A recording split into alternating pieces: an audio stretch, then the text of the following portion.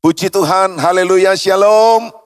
Shalom, senang sekali berjumpa dengan Anda. Saya Pendeta Natali Prayogo, satu sukacita, satu kehormatan bersama dengan Bapak Ibu di dalam ibadah malam hari ini. Walaupun ada begitu banyak tantangan di luar sana, tapi saya percaya Anda adalah orang-orang yang cinta Tuhan, merindukan Tuhan, haus dan lapar akan Tuhan.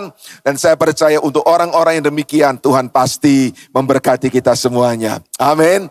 Malam ini saya ingin berbagi kepada kita semua Bapak Ibu, kita coba untuk melihat bagian dalam hidup kita yang sering kali kita lakukan, sering kali kita alami, kita kerjakan Bapak Ibu, dan apa yang kita sering lakukan itu ternyata banyak mendatangkan kerugian dalam hidup kita, banyak mendatangkan tambahan masalah dalam hidup kita. Dan di dalam hal rohani itu juga ternyata merugikan Bapak Ibu. Malam ini saya ingin mengajak kita semua melihat sebuah tema yang sederhana, yaitu bagaimana kita menolak lupa. Lupa. Bapak Ibu, lupa itu penyakit yang melanda setiap manusia. Tidak ada manusia yang tidak pernah lupa. Karena lupa, maka kita harus membayar tagihan lebih banyak. Karena lupa, maka listrik di rumah kita bisa diputus dan bermasalah. Karena lupa, maka kita dipanggil oleh bos dan diberikan SP, Bapak Ibu. Karena lupa, maka ujian besok tanpa persiapan dan nilainya buruk. Karena lupa minum obat, Bapak Ibu, maka penyakit tidak kunjung sembuh. Lupa itu merugikan. Lupa itu membuat kita harus membayar lebih banyak daripada yang seharusnya. Lupa itu memperberat hidup. Karena orang lupa beli bensin, mobil jadi mogok. Dan ketika mobil mogok, muncul masalah lebih banyak karena harus diderek, harus masuk bengkel, harus dirawat, harus ganti dan sebagainya. Lupa itu sangat merugikan. Bapak Ibu tahu mengapa orang cemas? Mengapa orang takut dalam hidup? Padahal dia orang percaya. Besar kemungkinan karena saat dia lupa, saat dia takut dan cemas, dia lupa bahwa Tuhan Yesus pernah menolong dia dan Tuhan Yesus masih sanggup untuk menolong dia. Karena kita lupa, maka kemudian banyak hal datang dan iblis dengan sengaja, dengan sangat senang membuat kita lupa. Dan kemudian mengisi pikiran kita dengan berbagai hal yang menakutkan, yang mencemaskan, yang membuat hidup menjadi jauh-jauh lebih berat. Itu sebabnya malam ini Bapak Ibu, mari kita mengingat kembali apa yang firman Tuhan ajarkan kepada kita, dan mari kita mempraktekannya supaya iblis tidak punya kesempatan lebih panjang, lebih banyak lagi untuk membuat hidup kita menjadi berat, menjadi masalah kita menjadi lebih besar. Ayo kita buka Alkitab kita, Ulangan pasal yang keempat, ayat yang ke-7 sampai dengan ayat yang ke-9. Ulangan pasal yang keempat, ayat yang ke-7 sampai dengan ayat yang ke-9. Bapak Ibu, di dalam Alkitab ada sangat banyak ayat yang mengingatkan kepada kita untuk kita jangan lupa. Ada banyak ayat Bapak Ibu. Tapi hari ini saya ingin mengajak kita untuk melihat ayat ini dan kemudian mungkin beberapa ayat yang lainnya Bapak Ibu. Untuk bawa kita kembali ingat apa yang Tuhan mau untuk kita lakukan. Ulangan pasal yang keempat, ayat 7 sampai dengan ayat yang ke-9. Alkitab berkata seperti ini Bapak Ibu. Sebab bangsa besar manakah yang mempunyai Allah yang demikian dekat kepadanya seperti Tuhan Allah kita. Setiap kali kita memanggil kepadanya. Wow, Musa ingatkan kepada Israel. Israel, engkau bangsa yang besar. Besar bukan karena punya tentara yang banyak. Besar bukan karena kaya. Besar bukan karena jumlahnya banyak. Ada yang jauh lebih banyak jumlahnya Bapak Ibu. Tapi besar karena kita punya Tuhan yang begitu dekat, yang setiap kali kita memanggil kepadanya, dia peduli, dia mendengar, dan dia menjawab. Nah, mengapa Musa menyampaikan ini? untuk ingatkan kepada bangsa Israel. Karena Israel sering lupa, Bapak Ibu. Seperti hari ini, kita sering lupa. Itu sebabnya kita cemas, kita khawatir, kita panik, karena kita lupa. Mari kita lihat berikutnya. Dan bangsa besar manakah yang mempunyai ketetapan dan peraturan demikian adil, seperti seluruh hukum ini, yang kubentangkan kepadamu pada hari ini.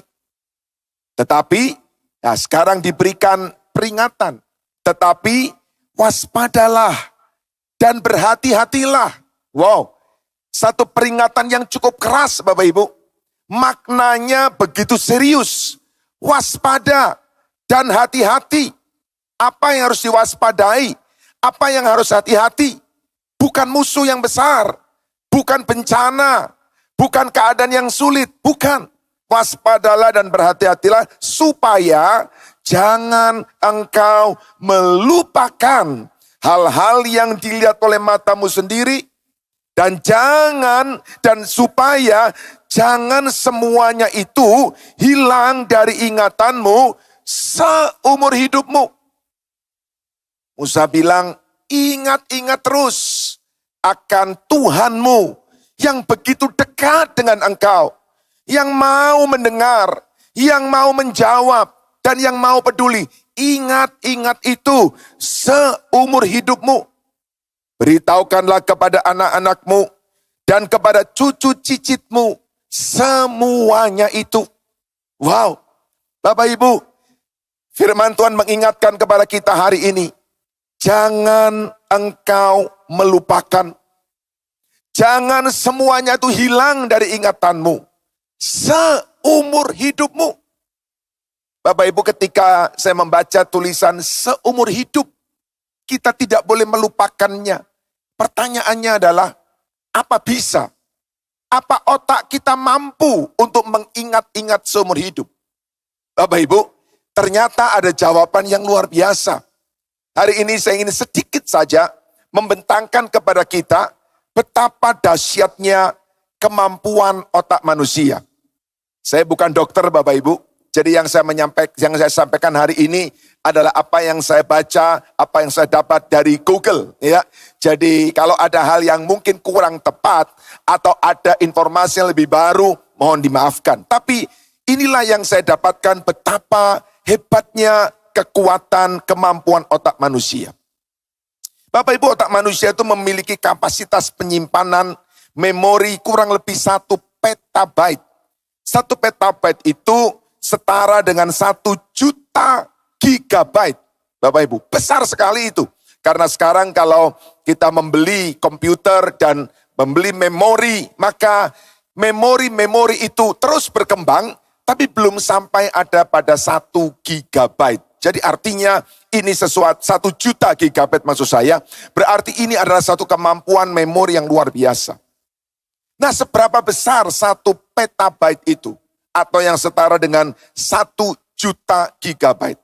Itu setara dengan 746 juta floppy disk yang berkapasitas 1,44 megabyte. Bapak Ibu, buat kita semua yang sudah cukup senior, kita pasti tahu ketika komputer kita ya masih awal-awal, masih zaman Pentium dan sebagainya, kita masih memakai namanya floppy disk ya. Kalau kita masukkan masih bunyi sak begitu Saudara ya. Itu kalau nggak berbunyi malah itu bahaya. Tapi kalau berbunyi berarti dia bekerja Bapak Ibu. Bayangkan otak kita itu setara dengan 746 juta lembar floppy disk. Atau setara dengan 223 ribu DVD dengan 4,7 gigabyte. Ini yang manusia bisa ciptakan, 4,7. Dan otak manusia bisa setara dengan 223 ribu. Otak manusia bisa merekam sebuah lagu yang kalau di setel Bapak Ibu, terus berbunyi 2000 tahun. Bayangkan Bapak Ibu. Wow, luar biasa.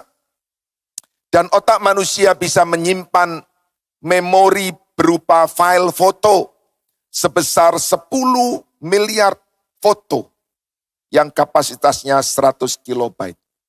Bapak Ibu, mungkin angka-angka ini tidak setepat sebenarnya, tetapi setidaknya ayat ini angka-angka ini memberitahu kepada kita, Tuhan itu mengaruniai otak kita yang luar biasa. Otak manusia, dan ternyata setelah begitu luar biasanya, tidak akan penuh Bapak Ibu.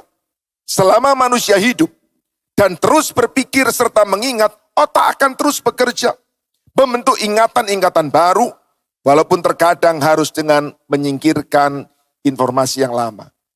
Jadi Bapak Ibu, kalau Alkitab berkata, hendaklah engkau mengingat seumur hidup, itu bisa. Itu bisa.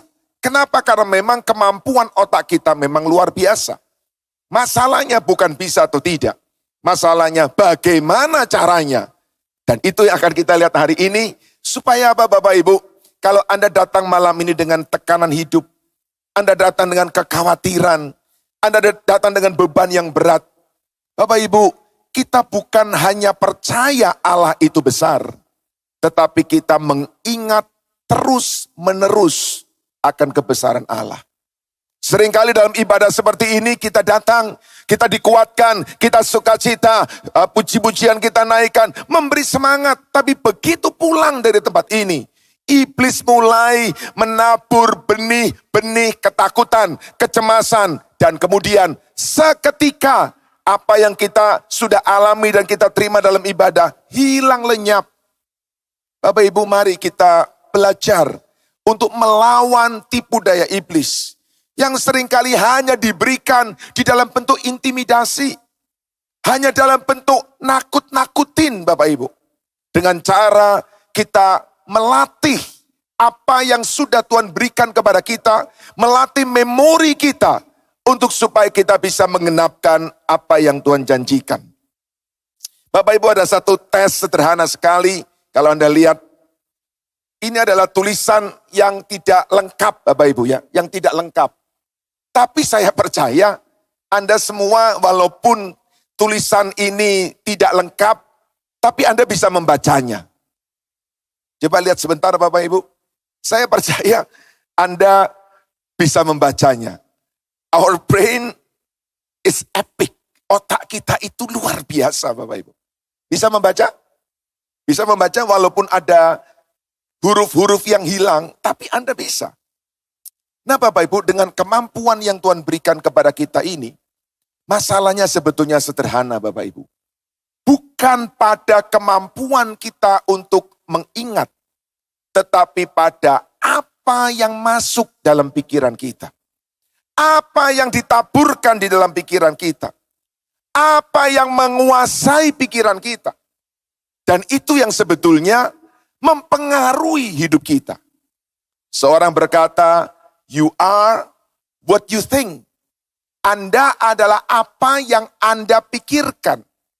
Ketika Anda memikirkan tentang tantangan, masalah, Anda berpikir tentang hal-hal yang menekan, Anda berpikir tentang hal-hal yang menakutkan, Bapak Ibu, maka pada waktu itu hidup kita akan menjadi demikian terpuruk. Anda tahu apa artinya iman? Iman artinya percaya kepada Tuhan, tunduk kepada kebesaran dan kedaulatan Tuhan, dan sebetulnya iman itu berpikir hal-hal tentang Tuhan. Dan kalau kita mau punya iman yang kuat, maka pikiran ini harus banyak selalu mengingat dan segar tentang apa yang Tuhan lakukan di dalam hidup kita. Bapak Ibu, otak adalah organ tubuh manusia yang mengatur seluruh aktivitas tubuh kita. Baik yang disadari ataupun yang tidak disadari. Kita harus sungguh berhati-hati dengan apa yang masuk. Karena sesungguhnya apa yang masuk itu bisa tertanam dan bisa mempengaruhi seluruhnya. Ada banyak sekali informasi di otak yang bergerak untuk merespon rangsangan dan menyampaikan impuls ke seluruh sel tubuh kita. Sejenak saya ingin menyampaikan tentang betapa dahsyatnya Tuhan menciptakan otak kita Bapak Ibu. Transfer informasi berlangsung dengan kecepatan yang sangat tinggi. Dari impuls dari tangan kita atau dari organ tubuh kita ke otak dan kembali lagi. Ilmuwan mencatat bahwa kecepatan impuls itu Bapak Ibu, 431 km per jam. Itu cepat sekali. Pembalap Formula One memacu mobilnya, dan itu kecepatan yang paling tinggi yang bisa dicatat di dunia ini Bapak Ibu, hanya 379 km per jam. Bapak Ibu, ketika tangan kita menyentuh benda panas, ya, menyentuh kompor yang panas, atau tangan kita tanpa sadar menyentuh listrik Bapak Ibu, dengan kecepatan yang sangat tinggi, memberitahu kepada otak bahwa itu panas, itu listrik, dan otak dengan segera memberikan informasi kepada tangan kita untuk melepaskan diri. Begitu cepatnya, dan bersyukur cepat Bapak Ibu. Kalau lambat, kalau lelet Bapak Ibu, wah, tangan kita mungkin sudah gosong, tubuh kita mungkin sudah tersengat aliran listrik. Tapi bersyukur bahwa Tuhan ciptakan otak dengan begitu luar biasa. Manusia memiliki kemampuan untuk mengolah pikiran sebanyak 70.000 setiap harinya. Dengan segala macam variasi di dalamnya. Dan otak kita punya kehebatan yang begitu dahsyat, memiliki alarm otak, Bapak Ibu. Saya percaya ada banyak di antara Anda yang sudah terbiasa bangun pagi, walaupun Anda nggak pernah pasang alarm jam Anda, tapi Anda sepertinya pada jam tertentu sudah terbiasa untuk bangun. Itu namanya alarm otak. Ada namanya modus autopilot. Kalau Anda dari rumah ke kantor, dan itu Anda lakukan setiap hari, maka ketika Anda mau melakukan perjalanan, udah nggak mikir lagi belok kiri, belok kanan, nggak mikir. Sehingga kadang-kadang kalau pagi itu tujuan Anda bukan ke kantor, tapi ingin ke tempat yang lain lebih dahulu, maka Anda akan berbelok ke arah yang biasanya Anda ke kantor. Itu namanya modus autopilot. Sudah begitu hebat otak kita merancangnya. Otak kita bisa memprediksi. Otak kita bisa memiliki kesadaran 360 derajat, Bapak Ibu. Walaupun kita tidak menoleh ke belakang, tapi kita bisa menangkap ada sesuatu di belakang ini. Dan otak kita bisa belajar dengan membayangkan. Walaupun tidak lihat barangnya, tetapi ketika orang menceritakan, kita bisa membayangkan. Bapak Ibu bisa pasti sering mendengar cerita tentang bagaimana orang menceritakan wisata kuliner di kota tertentu atau di negara tertentu. Anda belum pernah ke sana, Anda belum pernah lihat barangnya, Anda belum pernah mencicipi makanannya, tapi waktu diceritakan kepada Anda, wah, sepertinya itu bisa menjadi begitu nyata dan sepertinya Anda pernah mencicipinya. Pernahkah Anda mendengar cerita dari teman yang menceritakan betapa asamnya sebuah mangga muda? Dan teman itu menceritakan dengan begitu semangat, lalu tanpa sadar, tiba-tiba air liur kita juga mengalir keluar, gara-gara mendengar ada cerita tentang kecutnya mangga muda. Itu semua adalah pekerjaan kemampuan daripada otak kita. Jadi Bapak Ibu, dengan penjelasan yang tadi saya katakan secara sekilas tentang bagaimana otak kita, Bapak Ibu, sekarang pertanyaannya adalah, kalau otak itu memang begitu hebat, begitu dahsyat sekali kemampuannya, loh kenapa orang bisa lupa? Kan mestinya dengan kemampuan yang dahsyat itu, segalanya akan terekam dengan baik. Kenapa bisa lupa? Dan pada akhirnya, kenapa kita bisa rugi akibat lupa itu Bapak Ibu? Termasuk kita mengalami kerugian di dalam perjalanan iman kita, karena lupa. Ada beberapa alasan Bapak Ibu. Yang pertama, kenapa otak kita bisa gagal untuk mengingat?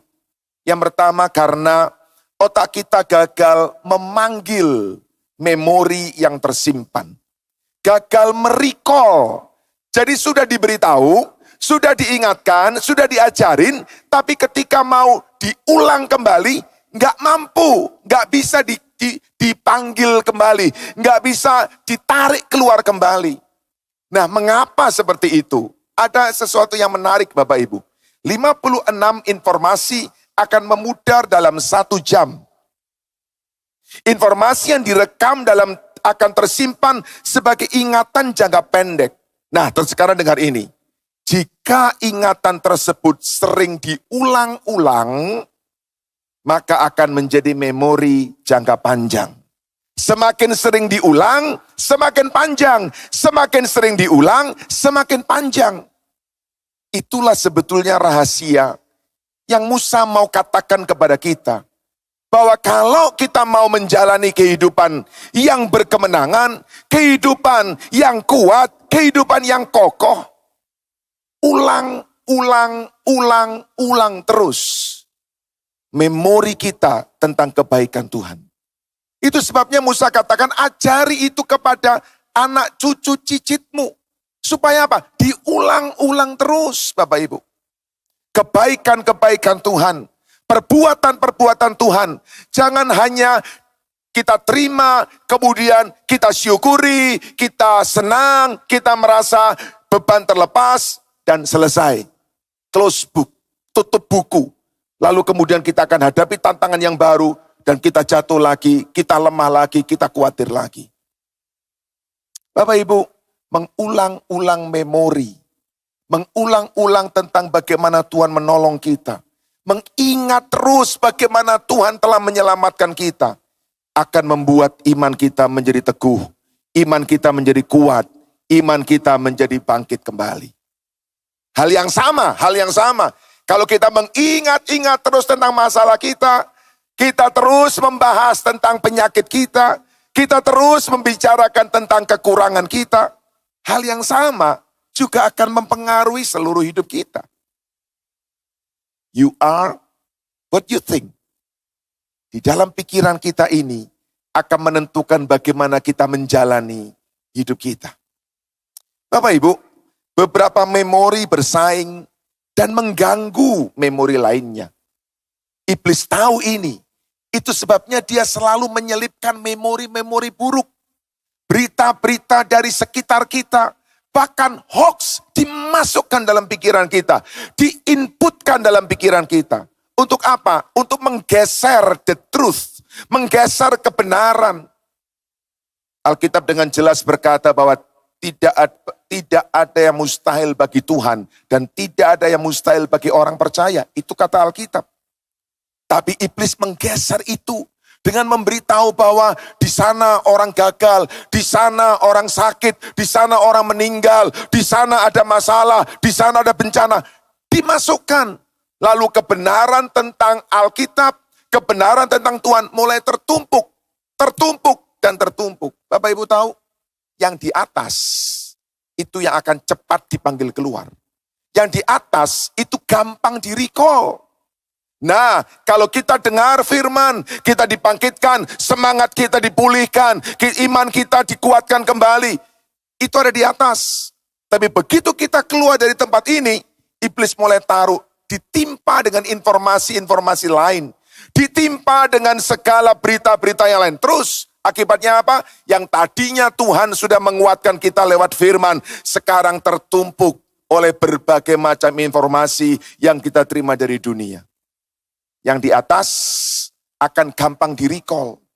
Sehingga Bapak Ibu, walaupun kita sudah bertahun-tahun menjadi orang Kristen, kita sudah dengar khotbah ratusan kali, iman kita tetap tidak bisa kuat.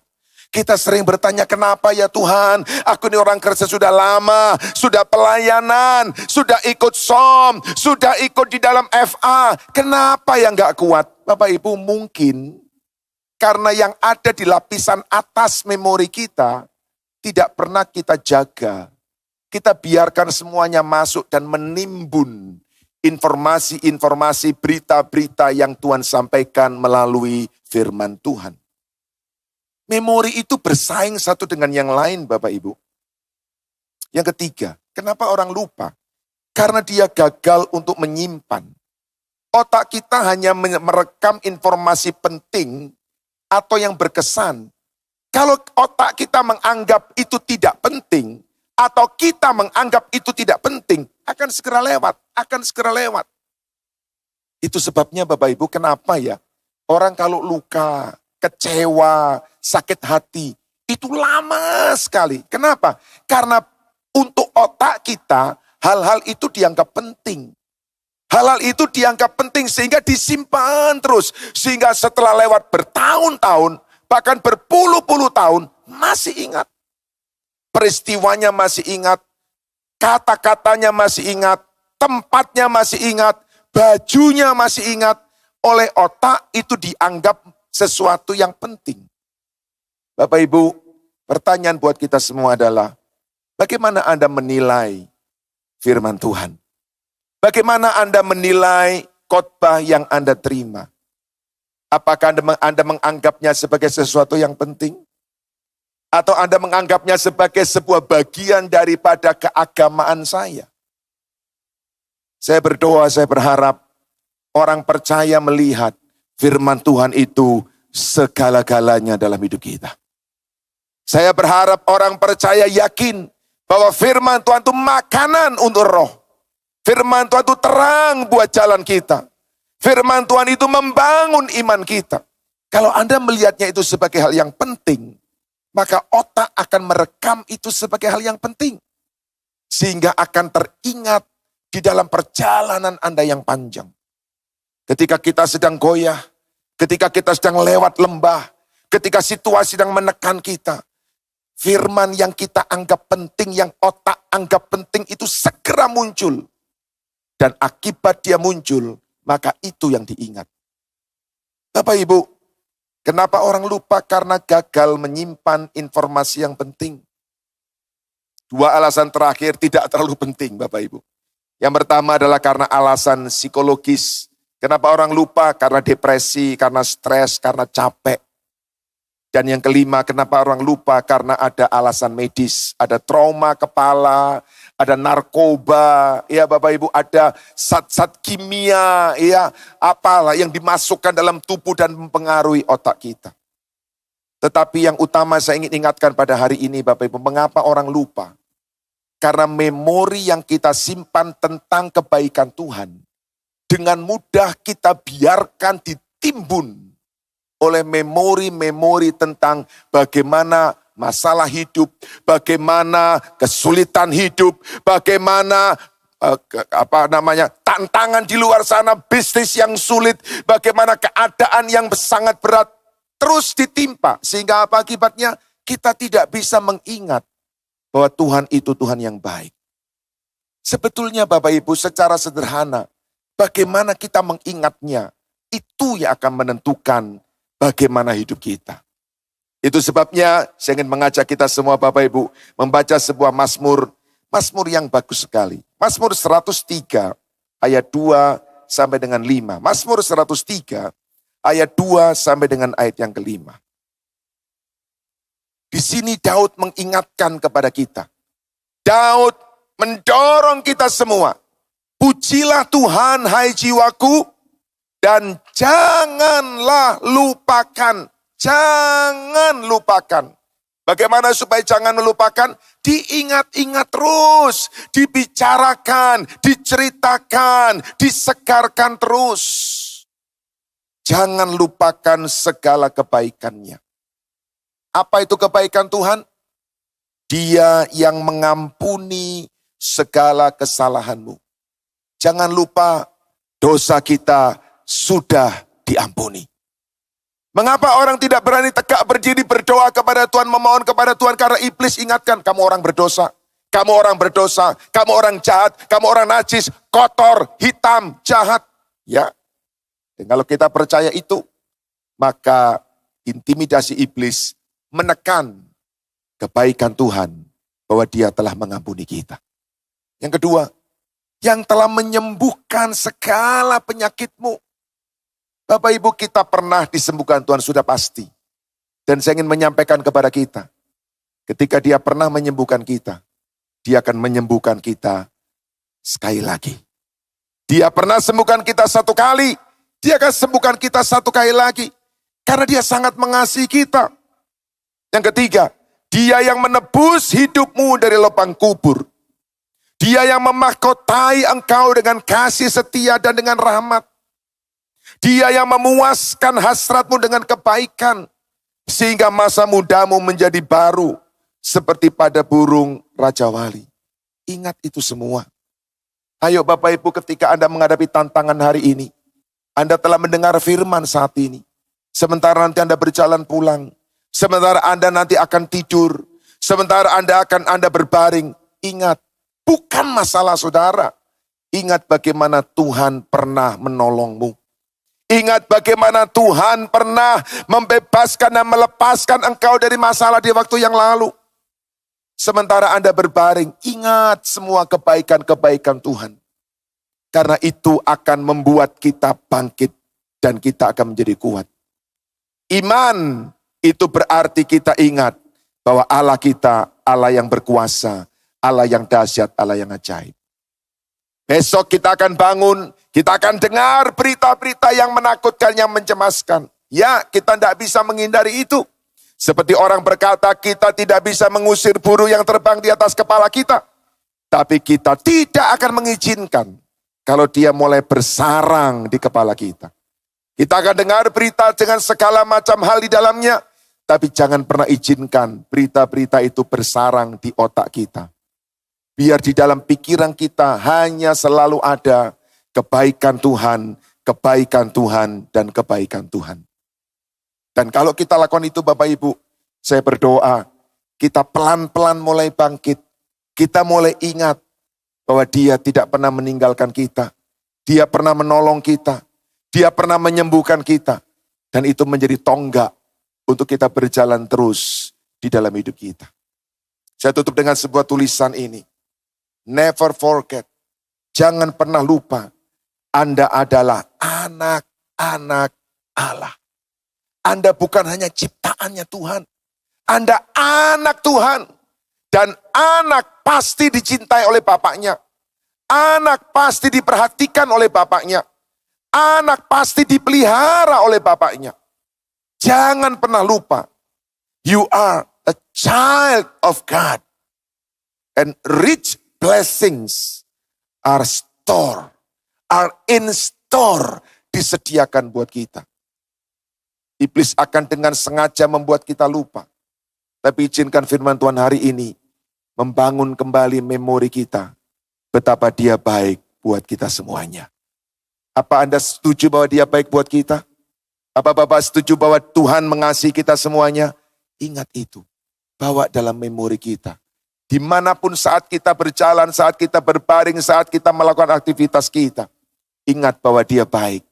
Dan ketika kita ingat Dia baik, you are what you think. Saya berdoa, pelan-pelan kita mulai bangkit kembali.